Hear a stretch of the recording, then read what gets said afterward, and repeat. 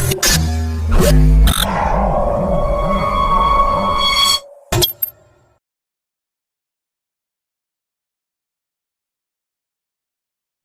Morning dreamers. નવું chapter ધોરણ 12નું માનવ કલ્યાણમાં સૂક્ષ્મ જીવો, માઇક્રોબ્સ ઇન હ્યુમન વેલફેર. નાનું એવું ચેપ્ટર છે.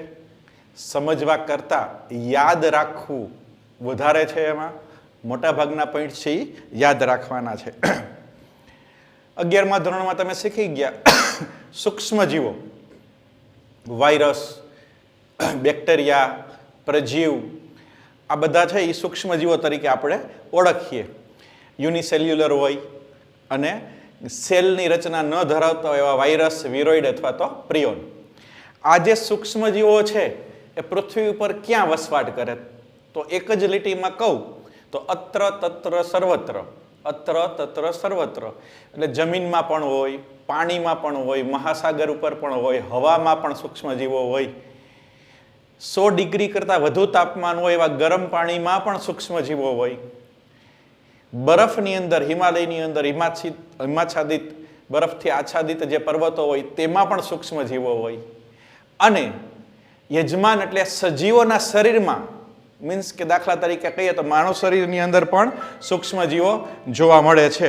માનવ શરીરમાં પણ સૂક્ષ્મ જીવો હોય. તો એક સજીવની અંદર પણ સૂક્ષ્મ જીવો હોય. સામાન્ય રીતે સૂક્ષ્મ જીવો છે એ વાત આવે બેક્ટેરિયા અને વાયરસ ખાસ કરીને, એટલે આપને બીક લાગે કે ઓહ, એ તો રોગકારકો છે, એટલે એને કારણે આપણા શરીરમાં અનેક રોગ થાય. પરંતુ એવું નથી. સૂક્ષ્મ જીવો છે એ માનવ કલ્યાણ અર્થે ઘણી બધી રીતે ઉપયોગી છે. તો સૂક્ષ્મ જીવોનો રોગકારક તરીકેનો અભ્યાસ તમે આગળના પ્રકરણમાં કરી ગયા હોય. વાયરસ દ્વારા થતા રોગ, બેક્ટેરિયા દ્વારા થતા રોગ, ફૂગ દ્વારા થતા રોગ અને પ્રજીવ દ્વારા થતા રોગ. પણ અહીં આપણે માનવ કલ્યાણ એટલે કે માઇક્રોબ્સ ઇન હ્યુમન વેલફેર, માનવ કલ્યાણની અંદર સૂક્ષ્મ જીવો કઈ રીતે ઉપયોગી છે એ આપણે જોઈએ. સૌ પ્રથમ સામાન્ય શરૂઆત કરીએ તો ઘરગથ્થુ ઉત્પાદનો માં સૂક્ષ્મ જીવોનો ઉપયોગ. ઘરગથ્થુ ઉત્પાદનોમાં સૂક્ષ્મ જીવ. સામાન્ય આપણે નોર્મલ લાઈફની અંદર કોઈ આપણે ફેક્ટરીની વાત નથી કરતા, એની વાત કરીએ તો ઘરગથ્થુ ઉત્પાદનની અંદર સૂક્ષ્મ જીવો. એમાં પહેલા લઈએ આપણે LAB, lacto acid bacillus bacteria. Lactobacillus, bacillus એટલે દંડાણુ પ્રકારના bacteria. Lactobacillus, lactic acid bacillus. Lactic acid bacillus પ્રકારના બેક્ટેરિયા જે દૂધમાંથી દહીં બનવાની પ્રક્રિયામાં ઉપયોગી છે. તો દહીં બનાવવાની પ્રક્રિયા આપણે ઘરે ઘરે થાય છે. એના માટે કોઈ ટેકનોલોજી કે કોઈ ઇન્ડસ્ટ્રીની જરૂર પડતી નથી. કે જે દૂધ છે એમાં આપણે રાત્રે દહીં અથવા તો છાશના 2 ટીપા ઉમેરી દઈએ એટલે બીજે દિવસે સવારે એની અંદર લેક્ટિક એસિડ બેસિલસનું પ્રમાણ વધે એટલે આ બેક્ટેરિયા છે એ એસિડ ઉત્પન્ન કરે, અને એસિડ ઉત્પન્ન કરે એટલે દૂધમાંથી દહીં બને. દૂધમાંથી દહીં બનવાની ક્રિયા. આ પ્રક્રિયા દરમિયાન LAB બેક્ટેરિયા છે એ દૂધમાં રહેલા પ્રોટીનનું આંશિક પાચન કરે. અને બીજું વિટામિન B12 ની ગુણવત્તામાં વધારો કરે.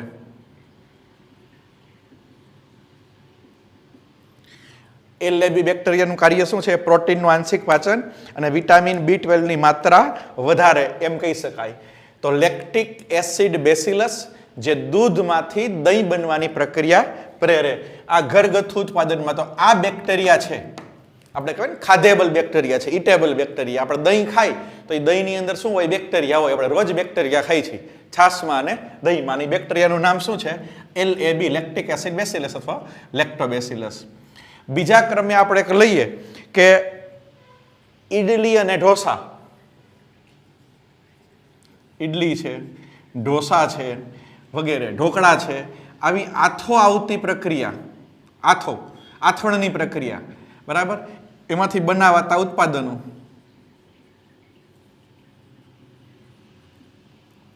ઇડલી, ઢોસા, ઢોકળા ઘણા બધા એવા છે, જલેબી કે જે આથો લઈ આવે પહેલા, અને આથો આવે એટલે આથવણની ક્રિયા તમે ધોરણ 11 માં શીખી ગયા. આથવણની ક્રિયામાં CO2 ઉત્પન્ન થાય, ગ્લુકોઝનું આથવણ થાય એટલે એમાં કાર્બન ડાયોક્સાઇડ ઉત્પન્ન થાય અને ઇથેનોલ ઉત્પન્ન થાય. તો આ CO2 ઉત્પન્ન થવાને કારણે આથવણની ક્રિયાની અંદર કાર્બન ડાયોક્સાઇડ વાયુ ઉત્પન્ન થવાને કારણે જે પ્રોડક્ટ બને એ પોચી અને ફૂલેલી બને. બ્રેડ બને, ઢોકળા બને, તો ઢોકળા છે એકદમ ફૂલેલા બને, એ પોચા બને અને ફૂલેલા બને. એના માટે જવાબદાર એનું જે આથવણ એટલે જે ખીરું હોય, એનું જે પલાળેલું ભાગ છે ખીરું, એમાં જેટલો CO2 વધારે, જેટલો આથો વધારે આવે એટલા પોચા થાય. આ પણ સૂક્ષ્મ જીવો. ત્રીજી આપણે વાત કરીએ બેકરી ઉદ્યોગની અંદર અથવા તો બ્રેડ બનાવવાની અંદર, બેકરી ઉદ્યોગ જેમાં આપણે કહીએ કે બ્રેડ બનાવવા માટે જે ઈસ્ટ વપરાય, ઈસ્ટ શું છે તો કે એક કોષી ફૂગ છે, પરંતુ વિશેષ પ્રકાર કેવો હોય તો કેવો, તો કે યુનિસેલ્યુલર એટલે કે એક કોષી ફૂગ છે. ઈસ્ટ એ એક કોષી ફૂગ છે, એ બ્રેડ બનાવવા માટે ઉપયોગી આવે અને આ ફૂગને કહેવાય સેકેરોમાઇસી સેરિવિસી. ફૂગનું વૈજ્ઞાનિક નામ શું થયું? સેકેરોમાઇસી સેરિવિસી. આમ જોઈએ તો એને શું સામાન્ય નામ તરીકે શું કહેવાય? ઈસ્ટ. બેકરી ઉદ્યોગમાં વપરાય, આથી એને બેકર્સ ઈસ્ટ કહેવાય. બેકરી ઉદ્યોગમાં વપરાતી હોવાને કારણે આને શું કહેવાય? Bakers East. બેકરી ઉદ્યોગમાં વપરાવાને કારણે એને બેકર્સ ઈસ્ટ કહેવાય. તો બ્રેડ અને પાઉં જેવી જે બેકરી ઉદ્યોગની જે પ્રોડક્ટ છે બનાવવા માટે એનું જે ખીરું હોય એમાં ઈસ્ટ ઉમેરવામાં આવે. કઈ ઈસ્ટ? ઈસ્ટ એક કોષી ફૂગ છે, કોથળીમય ફૂગ, ધોરણ 11 માં આવી ગયું. અને એ ફૂગનું નામ છે સેકેરોમાઇસી સેરિવિસી. એટલે બેકરી ઉદ્યોગની અંદર ઉપયોગી છે, બ્રેડ બનાવવામાં ઉપયોગી છે. હવે પ્રશ્ન આપણો છે ઘરગથ્થુ ઉત્પાદનોમાં. તો બેકરી ઉદ્યોગ ક્યાંથી એવો? તો એવું નથી, તમે ઘરે પણ બ્રેડ બનાવી શકાય. બ્રેડ બનાવવા માટે કોઈ બેકરી ઉદ્યોગ એટલે કે ઇન્ડસ્ટ્રીની જરૂર પડે એવું જરૂરી નથી. આપણે ઘરે પણ બ્રેડ અને પાઉં બનાવી શકીએ છીએ. એટલે ઘરગથ્થુ ઉત્પાદનમાં એનો મુદ્દો સમાવેશ કરવામાં આવ્યો છે. કેટલાક પ્રણાલિકાગત પીણા, દાખલા તરીકે ટોડી નામનું પીણું, ટોડી એ પામના રસમાંથી બનાવવામાં આવે છે. પામ સાઉથ ઇન્ડિયાની અંદર બહુ પ્રચલિત પીણું છે, ડ્રિંક્સ છે, જેને આપણે ટોડી તરીકે ઓળખીએ. એ જે પામ વૃક્ષ છે, પામ ટ્રી, એના રસમાંથી બનાવવામાં આવે છે, આથવણ લઈ આવીને. આ સિવાય માછલી, સોયાબીન અને વાંસ એમાંથી પણ આથવણ બનાવવામાં આવે છે. માછલી, સોયાબીન અને વાંસ, જે કુમળો વાંસ હોય, નાનકડો કેવો કુમળો વાંસ હોય, કાચો વાંસ, બંબુ, એમાંથી આથવણની ક્રિયા દ્વારા આચાર બનાવવામાં આવે છે. આથવણની ક્રિયા દ્વારા શું બનાવવામાં આવે છે? એમાંથી ખાદ્ય સામગ્રી, એટલે આપણે કહીએ ને અથાણું બનાવવામાં આવે છે. અથાણું આથવણની ક્રિયા દ્વારા બનાવવામાં આવતી ખાદ્ય સામગ્રી એમ કહી શકાય. આ સિવાય ચીઝનું ઉત્પાદન થાય. ચીઝ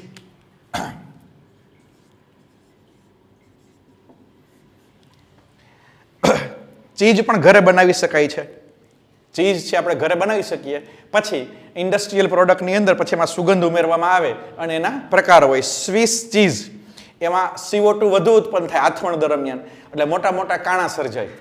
ચીઝ સ્વિચની અંદર મોટા જે કાણા સર્જાય છે એનું કારણ શું હોય? એવા તો કે છિદ્ર છે એ CO2 ને કારણે હોય છે. કોને કારણે હોય છે? CO2 ને કારણે હોય છે, જે ચીઝ સ્વિસ તરીકે ઓળખવામાં આવે છે. સ્વિસ ચીઝની અંદર પ્રોપિયોની બેક્ટેરિયમ શર્માનીની બેક્ટેરિયા આવેલા હોય છે. ચીઝની અંદર ક્યાં બેક્ટેરિયા આવેલા હોય? પ્રોપિયોની શર્માની બેક્ટેરિયમ. આ બેક્ટેરિયાનો ઉપયોગ થાય છે ચીઝની બનાવટમાં. પ્રોપિયોની શર્માની બેક્ટેરિયમ. રોકવીફોર્ટ ચીઝ, એમાં ફૂગ, રોકવીફોર્ટ ચીઝનો પ્રકાર છે, એની બનાવટમાં કેટલીક વિશિષ્ટ ફૂગનો ઉપયોગ થાય છે. તો બે પ્રકારની ચીઝ છે, રોકવીફોર્ટ ચીઝ અને સ્વિસ ચીઝ. આ ચીઝ છે એની બનાવટમાં પ્રોપિયોની શર્માની બેક્ટેરિયા અને રોકવીફોર્ટ ચીઝની અંદર ફૂગનો સમાવેશ થાય એમ કહી શકાય છે. આ સિવાય સ્ટ્રિપ્ટોકોકસ લેક્ટી અને લ્યુનોસ્ટોક એનો ઉપયોગ માખણ બનાવવામાં થાય છે. માખણ બનાવવાની અંદર માખણમાં આવતી સુગંધ છે એ ડાયએસિટાઇલના કારણે હોય છે. માખણમાં જે વિશિષ્ટ સ્મેલ આવે એ માખણની અંદર આવતી જે સ્પેશિયલ સ્મેલ ડાયએસિટાઇલને કારણે હોય છે, જે સ્ટ્રિપ્ટોકોકસ, કોકસ એટલે ગોલાણું બેક્ટેરિયા, સ્ટ્રિપ્ટોકોકસ દ્વારા થાય છે. યોગર્ટ, બજારમાં ઇન્ડસ્ટ્રીયલ ઉત્પાદનમાં મળતું દહીં, આપણે ઘરે દહીં બનાવીએ એમાં પાણીનો ભાગ હોય, થોડુંક પાણી હોય દહીંની અંદર, પણ તમે રેડીમેડ ઇન્ડસ્ટ્રીયલ દહીં લ્યો એટલે કે યોગર્ટ લ્યો તો એમાં ડ્રાય હોય, દહીં છે એ ડ્રાય એટલે કે એમાં પાણીનો ભાગ હોતો નથી અને ફ્લેવર્ડ કરેલું હોય. વેનીલા, પછી પાઇનેપલ, એમ સ્ટ્રોબેરી, એવા અલગ અલગ ફ્લેવરના યોગર્ટ બજારમાં મળે છે. એમાં સ્ટ્રિપ્ટોકોકસ થર્મોફિલસ અને લેક્ટોબેસિસ બલ્ગેરિકસ દહીં બનાવવાની અંદર એટલે કે યોગર્ટ બનાવવામાં આવે. કોબીજનું અથાણું બનાવવામાં આવે. કોબીજનું અથાણું, કોબીની અંદર મીઠું નાખી અને એને દબાવી પ્રેસ કરી અને ઘણો સમય સુધી રાખો એટલે એમાં આથવણ આવે અને આથો આવેલું જે કોબીજનું અથાણું છે એને સોરક્રોટ તરીકે ઓળખવામાં આવે છે. સોરક્રોટ. તો મોટાભાગની માહિતી છે યાદ રાખવાની છે કે દૂધમાંથી દહીં બનાવવા માટે શેનો ઉપયોગ થાય? Lactic acid bacillus. એનું કાર્ય શું? તો કે પ્રોટીનનું પાચન કરે, વિટામિન B12નું પ્રમાણ વધારે, એની ગુણવત્તા વધારે. ઇડલી અને ઢોસા છે આથો બનવાની અંદર આથવણને કારણે CO2 ઉત્પન્ન થાય, જેને પોચા બનાવે, ફૂલેલા બનાવે. બેકરી ઉદ્યોગ છે એટલે કે બ્રેડ બનાવવા માટે જે ઈસ્ટ વપરાય એનું નામ સેકરોમાઇસી સેરિવિસી, એને બેકર્સ ઈસ્ટ પણ કહેવાય. એક કોષી ફૂગ, એ યાદ રાખવાનું, ઈસ્ટ છે એ એક કોષી ફૂગ છે.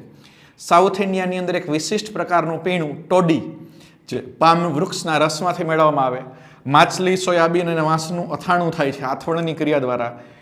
જેમ કીધું કોબીજની અંદર મીઠું નાખી અને સોરક્રોટ નામનું અથાણું બને.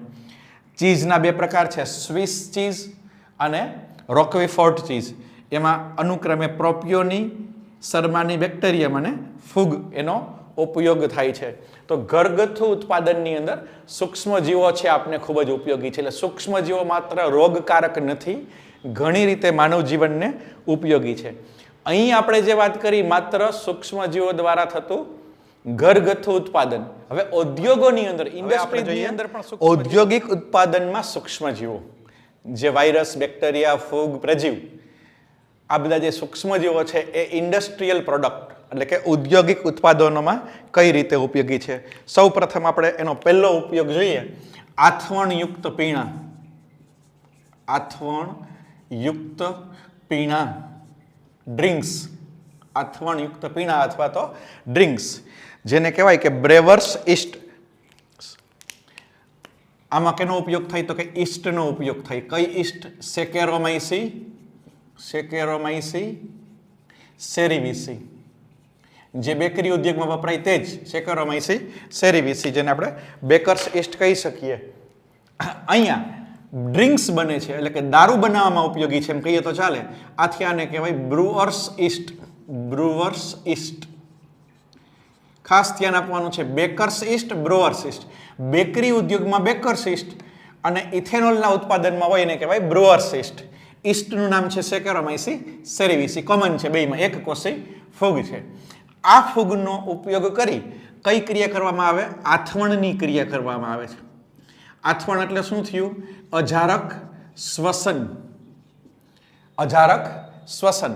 આપણે ધોરણ 11ની અંદર શીખી ગયા કે ગ્લુકોઝ એમાંથી પાયરુવિક એસિડ બને ગ્લાયકોલિસિસની પ્રક્રિયા દ્વારા. ગ્લાયકોલિસિસ. અને આ જે પાયરુવિક એસિડ છે એમાંથી ઇથેનોલ બને અને આ ક્રિયા દરમિયાન CO2 મુક્ત થાય. ઇથેનોલ એટલે શું થયું? Ethyl alcohol. Ethyl alcohol. આ આલ્કોહોલના ઉત્પાદનની પ્રક્રિયા. આલ્કોહોલ. આ આલ્કોહોલના ઉત્પાદનની પ્રક્રિયા. આને આલ્કોહોલીય ઉત્સેચન પણ કહેવાય. આવું 11મા ધોરણમાં શીખી ગયા. આલ્કોહોલીય ઉત્સેચન શ્વસનવાળા ચેપ્ટરની અંદર. ગ્લુકોઝમાંથી પાયરુવિક એસિડ બનવાની ક્રિયા ગ્લાયકોલિસિસ અને પાયરુવિક એસિડમાંથી ઇથેનોલ બને ત્યારે CO2 મુક્ત થાય. એ પ્રક્રિયાને આલ્કોહોલીય ઉત્સેચન કહેવાય. તો આથવણયુક્ત પીણા, આમાંથી શું બને? આ ઇથેનોલ એટલે આપણે જેને આપણી સામાન્ય ભાષામાં દારૂ કહીએ એટલે કે આલ્કોહોલ કહીએ. આ આલ્કોહોલ છે એ બે પ્રકારનો હોય. નિસ્યંદિત જેને આપણે શું કહીએ, નિસ્યંદિત અને નિસ્યંદન વગર, જેનું ડિસ્ટિલેશન થાય તે અને જેનું ડિસ્ટિલેશન નથી થતું એ, નિસ્યંદન વગર જે આલ્કોહોલ બને એના ઉદાહરણમાં બિયર અને વાઇન, બિયર અને વાઇન. અને નિસ્યંદિત જેને કહેવાય એમાં બ્રાન્ડી, પછી વિસ્કી વગેરે, રમ, આ બધું છે એ નિસ્યંદનથી, વિસ્કી, બ્રાન્ડી અને રમ એ નિસ્યંદનથી મેળવવામાં આવે અને નિસ્યંદન વગર જે મેળવવામાં આવે છે એની અંદર આપણે કોનો સમાવેશ થાય? બિયર અને વાઇન એનો સમાવેશ થાય. તો સેકરોમાઇસી સેરેવિસી ઈસ્ટ જે દારૂ બનાવવા માટે વપરાય એને બ્રુઅર્સ ઈસ્ટ કહેવાય. આખી આથોડની પ્રક્રિયા ધોરણ 11માં શીખી ગયા. ગ્લુકોઝમાંથી પાયરુવિક એસિડ બને ગ્લાયકોલિસિસ અને પાયરુવિક એસિડનું ઓક્સિજનની ગેરહાજરીમાં અજારક શ્વસન થાય એટલે એમાંથી CO2 મુક્ત થાય ને ઇથેનોલ બને એટલે કે આલ્કોહોલ બને. તો આ એ જે આલ્કોહોલ છે એ પછી નિસ્યંદિત અને નિસ્યંદન વગર બિયર અને વાઇન, બ્રાન્ડી, વિસ્કી અને રમ. અને આ જે બ્રાન્ડી, વિસ્કી અને રમના જે પ્રકાર પડે એ કોના? તો કે શેમાંથી બનાવવામાં આવે, એનું જે મટીરિયલ છે એ મટીરિયલના પ્રકાર આધારે એ આના પ્રકાર. દાખલા તરીકે મોલાસીસ, ખાંડ ઉદ્યોગની અંદર જે નકામો કચરો ઉત્પન્ન થાય મોલાસીસ, એમાંથી રમ બનાવવામાં આવે. મકાઈ અને રાઈ એમાંથી વિસ્કી બનાવવામાં આવે. વિસ્કી છે એ મકાઈ અને રાઈમાંથી બનાવવામાં આવે છે. એટલે કેમાંથી બનાવવામાં આવે છે એની આધારે અને એના ફ્લેવરને આધારે એના પ્રકાર પડે. તો તમામ પ્રકારનો દારૂ જેને આપણે કહીએ છીએ, અહીંયા જો ઇથેનોલની બદલે મિથેનોલ બની જાય ને તો એ ઝેરી દારૂ કહેવાય, લઠ્ઠો કહેવાય. લઠ્ઠો અથવા તો ઝેરી દારૂ એ પીવા માટે યોગ્ય ન હોય. આથવણયુક્ત પીણા એટલે તમામ પ્રકારના દારૂ એટલે કે આલ્કોહોલ એટલે ઇથેનોલ નિસ્યંદિત, નિસ્યંદન વગર અને એ શેમાંથી બનવામાં આવે એને આધારે. દાખલા તરીકે મોલાસીસમાંથી રમ બને, મકાઈ અને રાઈમાંથી વિસ્કી બને. આ સિવાય આપણે જોઈએ સૂક્ષ્મજીવોનો એક ખૂબ જ અગત્યનું ઇન્ડસ્ટ્રીયલ ઉત્પાદન છે એન્ટીબાયોટિક. એન્ટીબાયોટિકના ઉત્પાદનમાં સૂક્ષ્મજીવોનો ફાળો ખૂબ જ અગત્યનો ફાળો. એન્ટીબાયોટિક જેનું ગુજરાતી તમારે વારંવાર આવશે પ્રતિજૈવિક દ્રવ્ય. પ્રતિજૈવિક દ્રવ્ય. એન્ટીબાયોટિક એટલે શું થાય? પ્રતિજૈવિક દ્રવ્ય. એન્ટીબાયોટિક એટલે શું? તો કે એક સૂક્ષ્મજીવ દ્વારા ઉત્પન્ન થતું દ્રવ્ય, સૂક્ષ્મજીવ દ્વારા ઉત્પન્ન થતું દ્રવ્ય એ બીજા સૂક્ષ્મજીવનો નાશ કરે.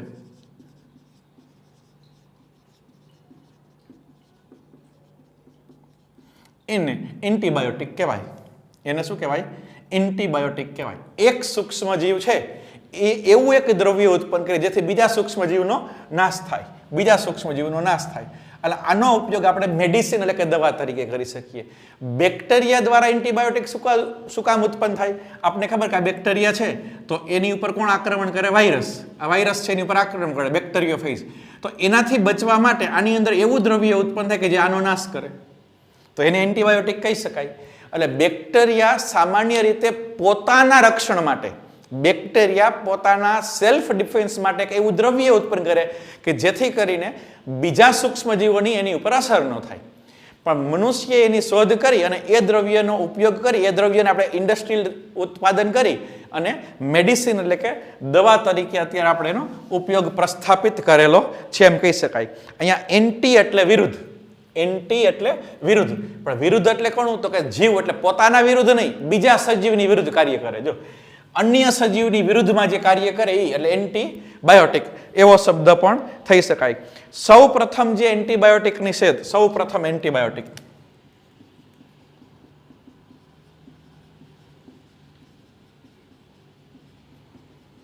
એની શોધ કરી હતી એલેક્ઝાન્ડર ફ્લેમિંગ. એલેક્ઝાન્ડર ફ્લેમિંગ એની સૌ પ્રથમ એન્ટીબાયોટિકની શોધ કરી હતી અને એ પેનિસિલિયમ, પેનિસિલિયમ, પેનિસિલિન, પેનિસિલિન નામનું એન્ટીબાયોટિક સૌ પ્રથમ એન્ટીબાયોટિક પેનિસિલિન નામનું એન્ટીબાયોટિક હતું અને એનો શોધ કરનાર છે એલેક્ઝાન્ડર ફ્લેમિંગ. આ શોધ અકસ્માતે થઈ હતી. આ શોધ કેવી થઈ હતી? અકસ્માતે. એલેક્ઝાન્ડર ફ્લેમિંગ છે રિસર્ચ કરતા હતા સ્ટેફાઇલોકોકાઈ બેક્ટેરિયા ઉપર. કોની ઉપર? સ્ટેફાઇલોકોકાઈ. સ્ટેફાઇલોકોકાઈ આ બેક્ટેરિયા છે. એક ડીશ હતી.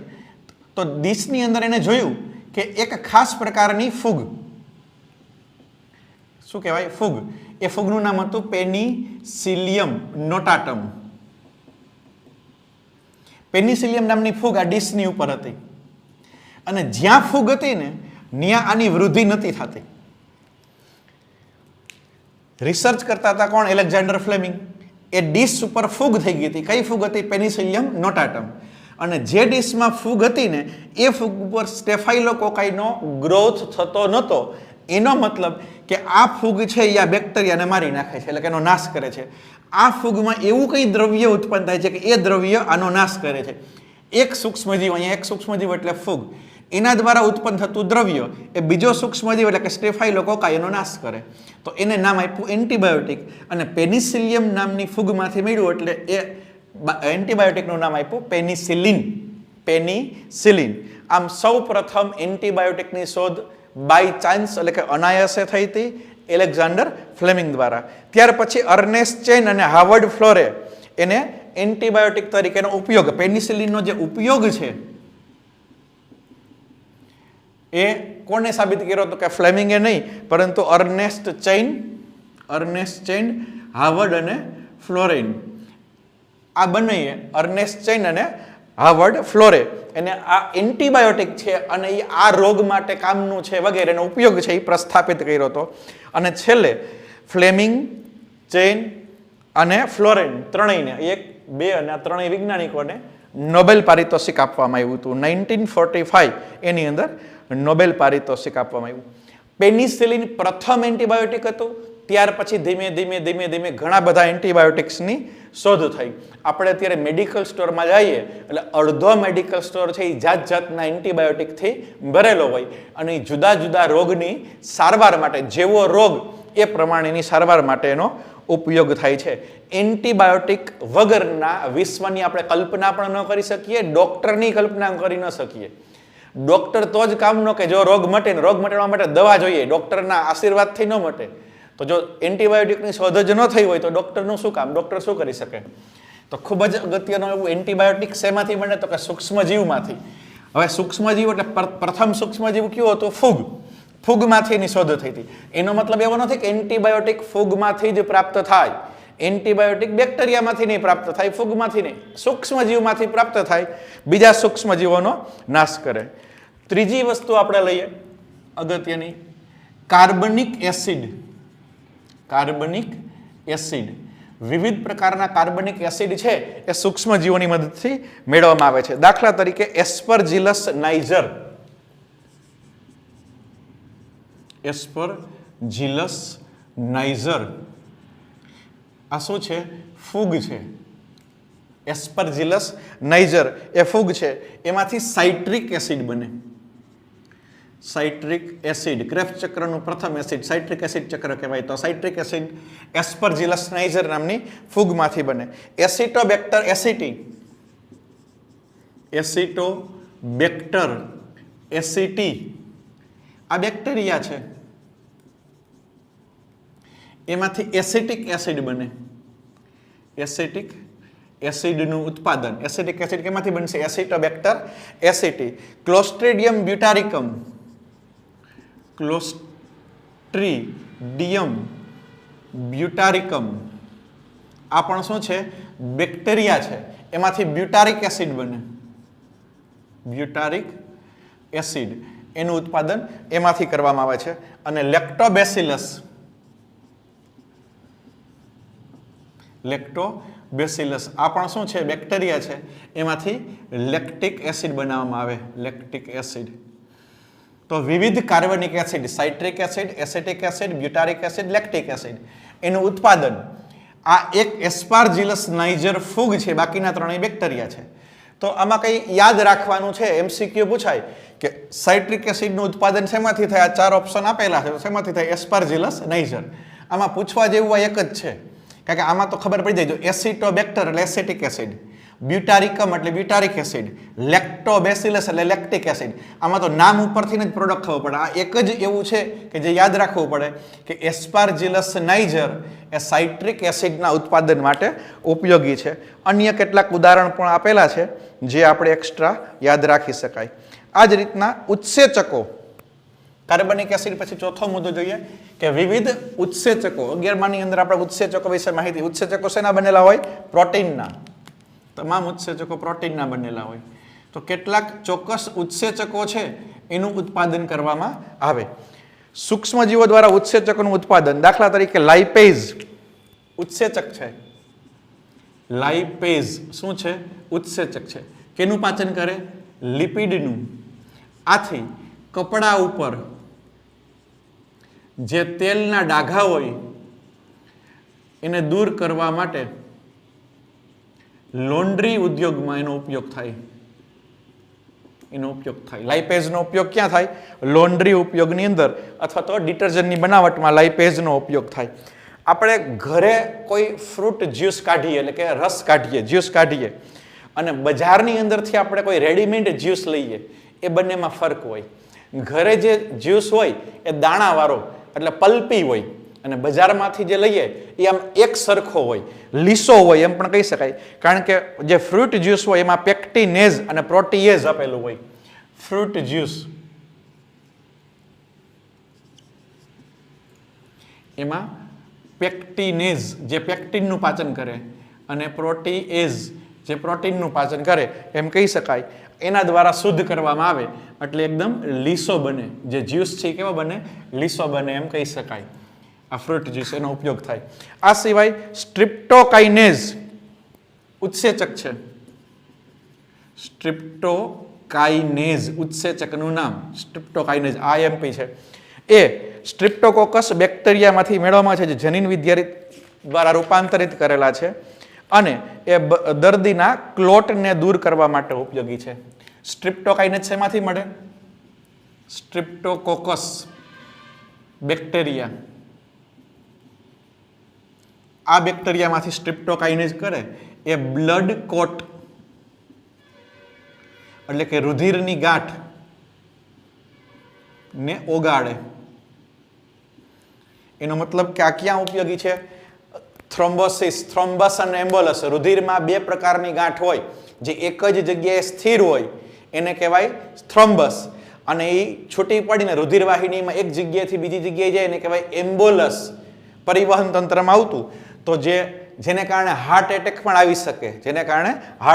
આવી શકે, એ રુધિરની ગાંઠ એને ઓગાળવાનું કાર્ય કોના દ્વારા થાય? સ્ટ્રિપ્ટોકાઇનેઝ ઉત્સેચક છે, અને સ્ટ્રિપ્ટોકોકસ બેક્ટેરિયામાંથી મેળવવામાં આવે એમ કહી શકાય.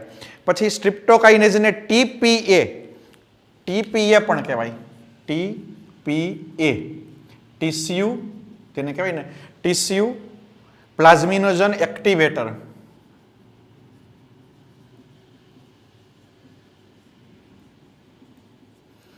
ટિશ્યુ પ્લાઝમિનોજન એક્ટિવેટર એટલે સ્ટ્રિપ્ટોકાઇનેઝને ટીપીએ તરીકે પણ ઓળખવામાં આવે છે. એટલે જેને હાર્ટ એટેક આવવાની સંભાવના વધુ હોય, અથવા તેને કહેવાય ને કે રુધિરને પાતળું કરવા માટેનો ઉપયોગ થાય એમ પણ કહી શકાય. રુધિરને પાતળું કરવા માટેનો ઉપયોગ થાય. અન્ય કેટલાક રસાયણો જેની બનાવટમાં સૂક્ષ્મજીવો ઉપયોગી છે. જનરલ ફોર્મની અંદર અન્ય રસાયણો જેના ઉત્પાદનમાં સૂક્ષ્મજીવો ઉપયોગી હોય, એની અંદર ટ્રાઇકોડર્મા પોલિસ્પોરમ નામની ઈસ્ટ. ટ્રાઇકોડર્મા પોલિસ્પોરમ આ ઈસ્ટ છે. ઈસ્ટ છે એટલે યાદ રાખવાનું એક કોષી ફૂગ. આમાંથી સાયક્લોસ્પોરિન એ નામની દવા બનાવવામાં આવે. શું બનાવવામાં આવે? સાયક્લોસ્પોરિન એ બનાવવામાં આવે. એ રોગ પ્રતિકારક શક્તિ ઘટાડે, અને એનું કાર્ય રોગ પ્રતિકારકતા ઘટાડે તમને એમ થાય કે રોગ પ્રતિકારક શક્તિ તો વધારવાની હોય, ઇમ્યુનિટી તો વધારવાની હોય, તો ઘટાડવાની શું જરૂર પડે? તો આગળના ચેપ્ટરમાં તમે શીખી ગયા, જ્યારે અંગ પ્રત્યારોપણ કરે, એક વ્યક્તિનું અંગ બીજી વ્યક્તિને આપવામાં આવે ત્યારે બીજી વ્યક્તિ છે એ અંગને સ્વીકારે નહીં, એ પર જાત છે એટલે બીજાનું છે એને રિજેક્ટ કરી દે. તો આપણી રોગ પ્રતિકારક શક્તિ, દરેક વ્યક્તિની રોગ પ્રતિકારક શક્તિ છે એમાં એવો ગુણધર્મ છે કે જે શરીરની બહારની કોઈ પણ વસ્તુ હોય ને રિજેક્ટ કરી દે, એને સ્વીકારે નહીં. હવે જ્યારે અંગ પ્રત્યારોપણ કરવું હોય ત્યારે તો એ બહારની બીજા વ્યક્તિનું અંગ શરીર માટે જરૂરી હોય, પણ એ પ્રતિકારક શક્તિને ખબર નથી પડતી કે આપણે ગરજ છે અને આપણે જોઈએ છીએ એટલે લઈ લઈ, એ તો એનો વિરોધ જ કરે. એટલે જ્યારે પણ અંગ પ્રત્યારોપણ કરવું હોય ત્યારે રોગ પ્રતિકારક શક્તિ ઘટાડી દેવામાં આવે. કોના દ્વારા? સાયક્લોસ્પોરિન એ દ્વારા, જે શેમાંથી મેળવવામાં આવે? ટ્રાઇકોડર્મા પોલિસ્પોરમમાંથી મેળવવામાં આવે. અને રોગ પ્રતિકારક શક્તિ ઘટી જાય પછી અંગ પ્રત્યારોપણ કરે અને પછી ધીમે ધીમે ધીમે ધીમે ધીમે સમયની સાથે એજ પર એના જે રૂલ્સ એન્ડ રેગ્યુલેશન હોય ડોક્ટરની પ્રિસ્ક્રિપ્શન મુજબ ફરીથી ધીમે ધીમે રોગ પ્રતિકારક શક્તિ વધારવામાં આવે એમ કહી શકાય. પછી સ્ટેટિન્સ મોનોકોસ પુર્પુરિયસમાંથી મેળવવામાં આવે. મોનોકોસ પુર્પુરિયસ એમાંથી સ્ટેટિન્સ મેળવવામાં આવે. એ રુધિરમાં કોલેસ્ટેરોલ ઘટાડે.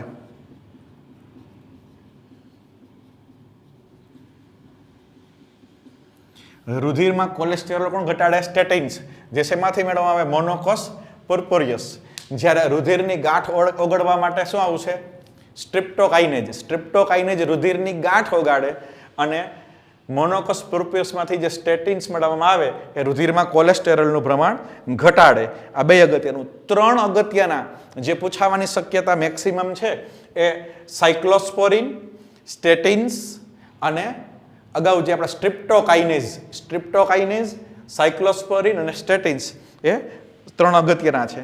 કેટલાક વિટામિન છે એ પણ સૂક્ષ્મજીવો દ્વારા ઉત્પન્ન કરવામાં આવે છે. વિટામિનનું ઉત્પાદન પણ સૂક્ષ્મજીવો દ્વારા થાય.